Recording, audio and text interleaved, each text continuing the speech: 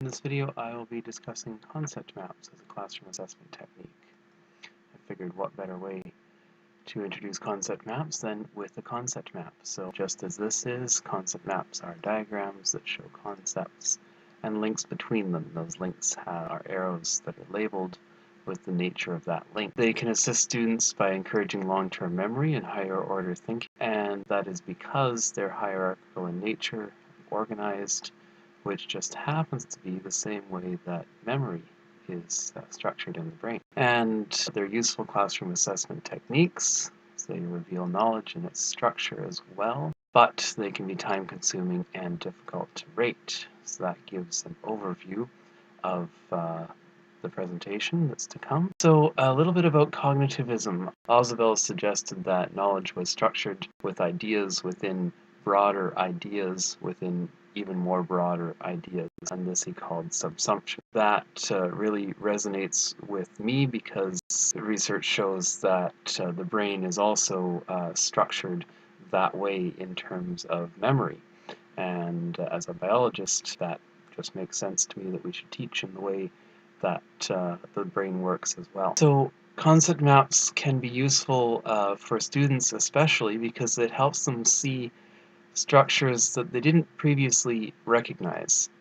So those ideas might get rearranged and they can see links between them that they didn't see before. As far as instructors are concerned, they encourage higher order thinking, which is important for any education as well as careers that employers are often looking for.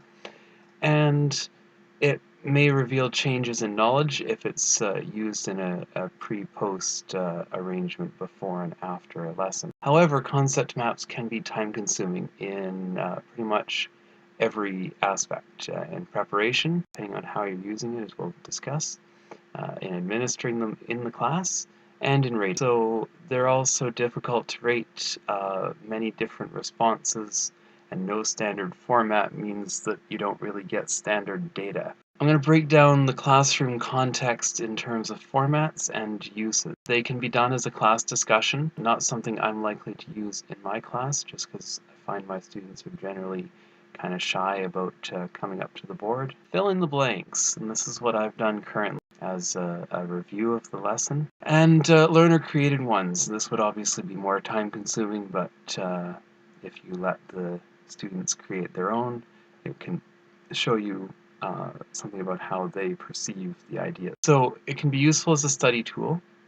As an in-class activity, reviewing prior to the quiz is what I do.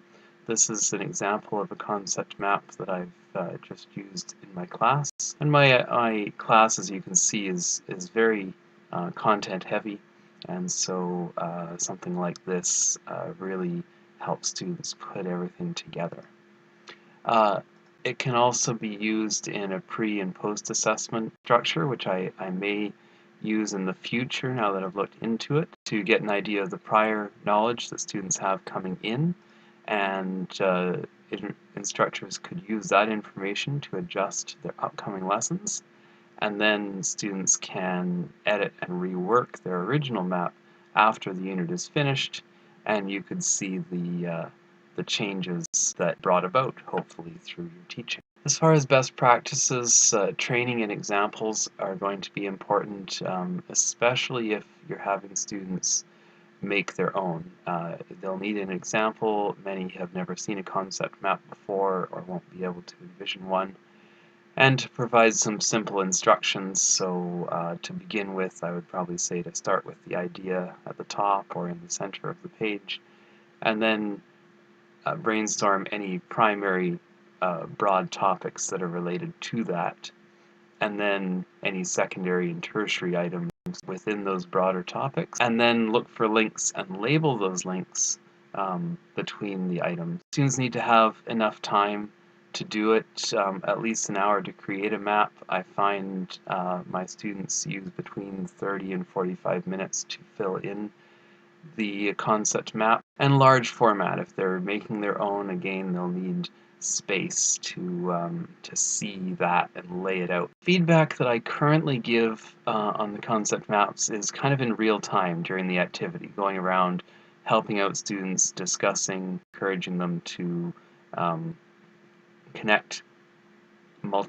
encourage them to connect multiple concept maps to each other for their studying for an exam, and just other sort of comments and discussions that arise from it. It could be used to adapt lessons, as I discussed, after a pretest to see where students are at, and then use that information to know where you need to start from in your lessons. And you should always inform students what you're doing with the information, how the exercise that they spent time on was being used. And it could be used in conjunction with other CATs, and this it seems to me would help with the rating and standardized feedback for the instructor. That could be done in conjunction with a minute paper or focus points, and probably a number of other CATs could kind of arise from it, and that might be the hand-in product that instructors take a look at. In review, concept maps are a diagram that shows ideas and how they're connected. They can be very useful to students, and that's really the main reason I'm a fan of concept maps, is not so much the information they provide to me as an instructor, but I think they're a very useful tool for students to get to know. However, as I said, they can be time-consuming and hard to rate from the instructor's point of view, and you do need a lot of time in class. Finally, here are my references. I hope you enjoyed my presentation, and thanks for listening.